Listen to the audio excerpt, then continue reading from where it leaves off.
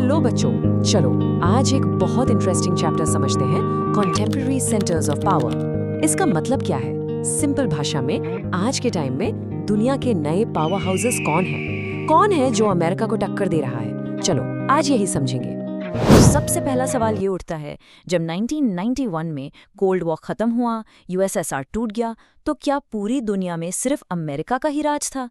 सिर्फ उसकी ही हेजेमनी थी? या फिर सोचो, जैसे क्रिकेट मैच में क्या एक ही टीम हमेशा चैंपियन रहती है? नहीं ना, नए चैलेंजर्स आते हैं। बस यही इस चैप्टर का मेन आइडिया है। इस चैप्टर को आसान बनाने के लिए हम इसको कुछ पार्ट्स में समझेंगे। पहले यूएस की सिचुएशन क्या थी, फिर यूरोप कैसे एक साथ आया, ईयू इतना पावरफुल कैसे बना, उसके बाद आएगा चाइना का इकोनॉमिक मिरेकल, और लास्ट में हम देखेंगे कि आज का न्यू वर्ल्ड ऑर्डर कैसा दिखता है। ओके, तो चलो शुरू करते हैं। इमेजिन करो 1991 का टाइम है, यूएसएसआर कोलैप्स हो चुका है, पूरी दुनिया यूनिपोलर हो गई। यूनिपोलर मतलब सिर्फ एक पोल ऑफ पावर बचा है, और वो है यूएसए। उस टाइम तो ऐसा ही लग रहा था कि भाई अब अमेरिका ही अनडिस्प्यूटेड चैंपियन है, अब इसको कोई नहीं हरा सकता। लेकिन जैसा मैंने कहा, ये स्टोरी सिर्फ एक चैंपियन की नहीं है। जैसे एक स्पोर्ट्स लीग में एक टीम हमेशा टॉप पर नहीं रहती, नए चैलेंजर्स आते हैं। बिल्कुल वैसे ही ग्लोबल पॉलिटिक्स में भी नए पावर सेंटर्स उभर रहे थे, और ये चैप्टर उन्हीं नए चैलेंजर्स की कहानी है। तो चलो मिलते हैं अपने पहले चैलेंजर से, यूरोप। देखो, वर्ल्ड वॉर 2 के बाद क्या हालत थी, पूरा यूरोप बर्बाद हो चुका था। तब वहां के लीडर्स ने सोचा कि यार, हम आपस में लड़ लड़ के खत्म हो गए हैं, अब लड़ना नहीं, जुड़ना है। उन्हें रियलाइज हुआ कि अगर हम सब एक हो जाएं तो हम एक बहुत बड़ी ताकत बन सकते हैं। और इसकी शुरुआत कैसे हुई? अमेरिका के मार्शल प्लान से। अमेरिका ने वेस्टर्न यूरोप के देशों को बहुत सारी फाइनेंशियल हेल्प दी, मतलब पैसा दिया, ताकि उनकी इकोनॉमी फिर से अपने पैरों पर खड़ी हो सके। ये एक तरह से यूरोप की यूनिटी के लिए पहली ईंट थी, नींव का पत्थर था। अब देखो, ये स्लाइड आते ही बहुत बच्चों को डर लगता है।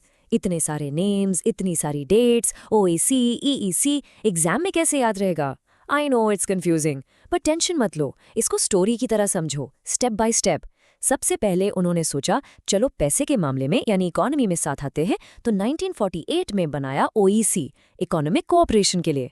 फिर उन्हें लगा, अरे पॉलिटिकल मैटर्स में भी तो साथ रहना चाहिए, तो 1949 में बना काउंसिल ऑफ यूरोप।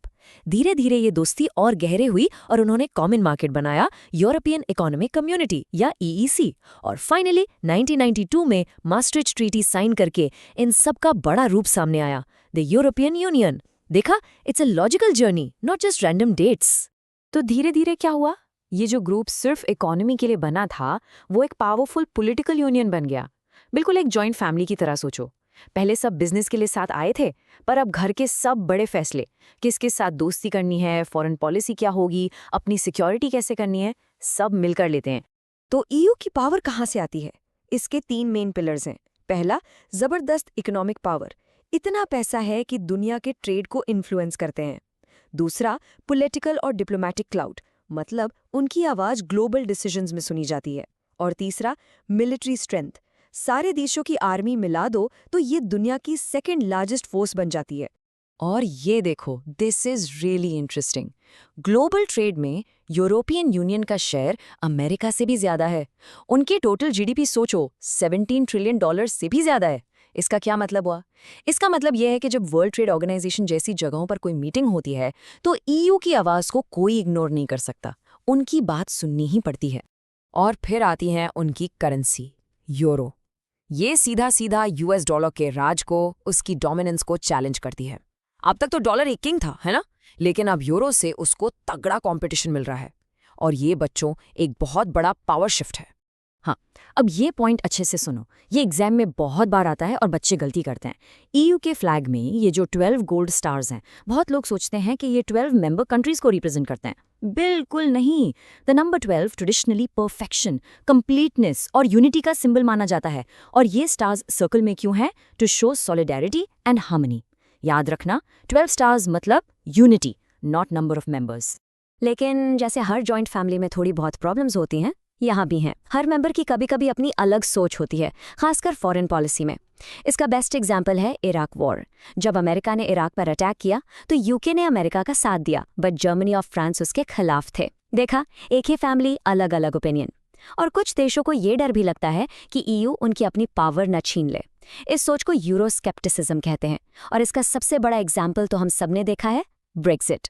तो एक तरफ यूरोप अपनी इंटरनल प्रॉब्लम सॉल्व कर रहा था और दूसरी तरफ ईस्ट में एक नया जायंट जाग रहा था, चाइना, द ड्रैगन।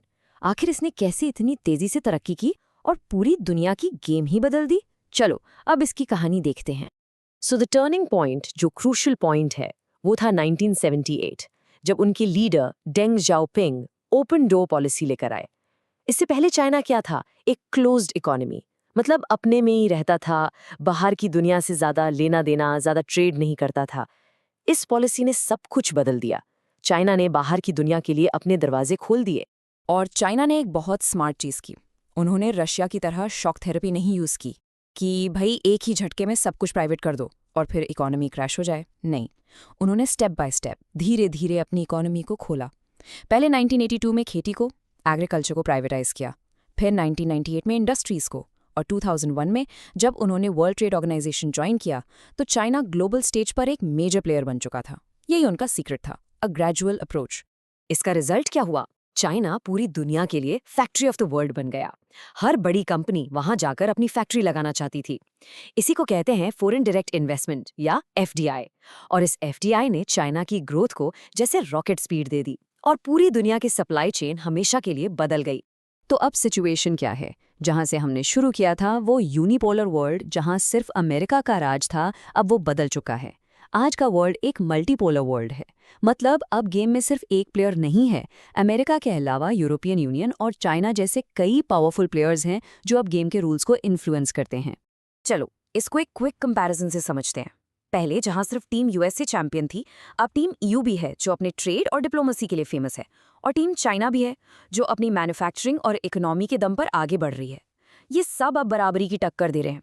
और एक इंपॉर्टेंट पॉइंट देखो, यूएन सिक्योरिटी काउंसिल में यूएस और चाइना दोनों के पास परमानेंट सीट है, और ईयू की तरफ से फ्रांस के पास परमानेंट सीट है, जो उन्हें ग्लोबल डिसीजंस में एक बहुत बहुत पावरफुल वॉइस देता है। तो इससे ना एक नया ग्लोबल डायनामिक बन गया है।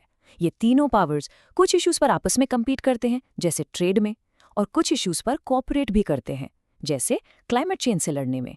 और इनका यही कंपटीशन और कोऑपरेशन, यही कशमकश आज की ग्लोबल पॉलिटिक्स को शेप करती है। चलो तो फटाफट रिवाइज करते हैं। हमने क्या देखा कि यूएस की डोमिनेंस को चैलेंज करने के लिए दो नए पावर सेंटर्स उभरे, यूरोपियन यूनियन और चाइना। ईयू ने इकोनॉमिक कॉपरेशन से शुरू करके एक पॉलिटिकल जॉइंट फैमिली बनने तक का सफर तय किया, और चाइना ने उसने 1978 की ओपन डोर पॉलिसी से अपनी इकोनॉमी को इतना ट्रांसफॉर्म कर दिया कि वो दुनिया के सामने एक नए चैलेंजर की तरह खड़ा हो गया। तो इस पूरे डिस्कशन के बाद मैं तुम्हारे लिए एक सवाल छोड़ रहा हूँ। जब एक गेम में इतनी सारी पावरफुल टीम्स एक साथ खेल रही हों, तो गेम के रूल्स कौन लिखेगा, कौन बनाएगा? क्या अमेरिका अकेले रूल्स बना पाएगा, या अब सबको मिलकर बनाना पड़ेगा? सोचना इस बारे में। हेलो एवरीवन, कैसे हो सब? चलो आज एक ऐसी मस्त कहानी सुनते हैं जिसमें एक दीवार गिरती है और उसके गिरते ही एक पूरा का पूरा सुपर पावर बिखर जाता है। Sounds interesting, right? हाँ,